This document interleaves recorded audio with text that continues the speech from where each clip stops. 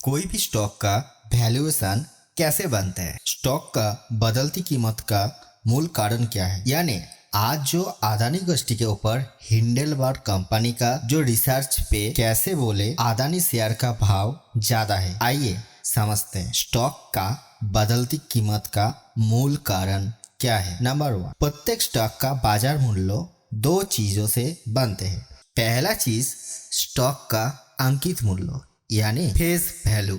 दूसरी चीज स्टॉक का प्रीमियम बराबर स्टॉक का बाजार मूल्य। यानी उदाहरण के लिए अदानी एंटरप्राइज का आज का जो भाव चल रहा है 1620 रुपए में कारोबार कर रहा है, बट इस स्टॉक का अंकित मूल्य यानी फेस वैल्यू है 1 रुपए और बाजार का प्रीमियम है 1619 रुपए। तो बाजार का मूल्य कितना हुआ, 1619 प्लस 1 इक्वल टू 1620 रुपए। दूसरा नंबर, अंकित मूल्य सामान्य कारोबार में नहीं बदलता। ये तभी बदलता है जब निर्देशक मंडल इसके लिए प्रस्ताव पारित करता है। व्यापार में स्टॉक का प्रीमियम सिर्फ मान एंड स्टॉक का नीड के ऊपर बदलते रहते हैं। मान लीजिए मैं खुले बाजार में अदानी एंटरप्राइज के लिए बोली लगाता हूँ 1000 स्टॉक मुझे चाहिए और कोई भी अपना स्टॉक 1620 रुपए पर शेयर के नीचे देने के लिए अगर तैयार नहीं है तो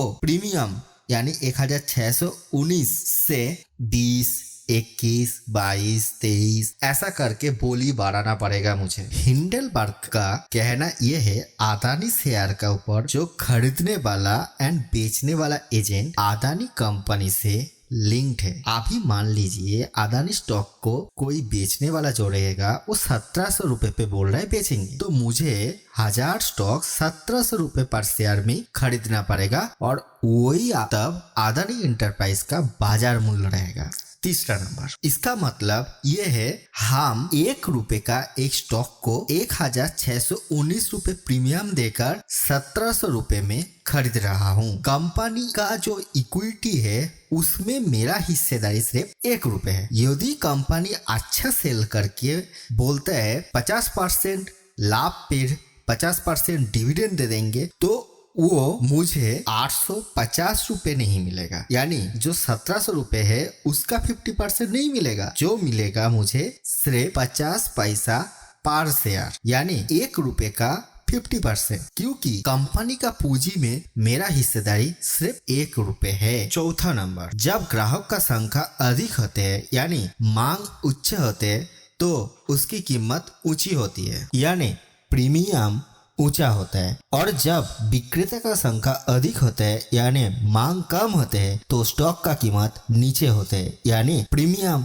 नीचे होते हैं। स्टॉक का प्रीमियम को कोई भी नियंत्रित नहीं कर सकता है, वो बायर एंड सेलर का बीट प्राइस से उतर चढ़ाव होते हैं। अगर कोई भी ऑपरेटर आके गेम खेलने का प्रयास करे तो इसका upper circuit and lower circuit stock exchange ने लगा देता है। इस टाइम बाय एंड सेल पूरा बंद रहता है, यानी अगर बल्क बाय एंड सेल होता है तो स्टॉक एक्सचेंज उसको देखते हैं। 6 नंबर, अभी आप लोगों को लग सकता है अदानी का 1 रुपए का शेयर पे लोग 1619 रुपए का प्रीमियम देने चाह रहे हैं। ये होता है एक्चुअली EPS यानी अर्निंग पर शेयर के कारण। जैसा अदानी का EPS है 18.1 यानी कंपनी का 1 रुपए का जो आपका हिस्सेदारी है वो आपको कमा के दे रहा है 18 रुपए। तो कोई अगर 1 रुपए में खरीदा और उनको वो 18 रुपए कमा के दे रहा है तो क्यों भला आपको बेचेंगे। तो इस टाइम आपको एक्स्ट्रा प्राइस देकर वो स्टॉक बाय करना होता है फ्यूचर पर्सपेक्ट, बट 1619 रुपया देकर 18 रुपए कमाना भी एक बहुत बड़ा